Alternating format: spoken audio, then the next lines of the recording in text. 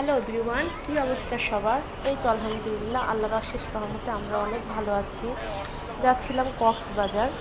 তো যাওয়ার পথে এটা ছিল চিটাগাং লোহগড়া।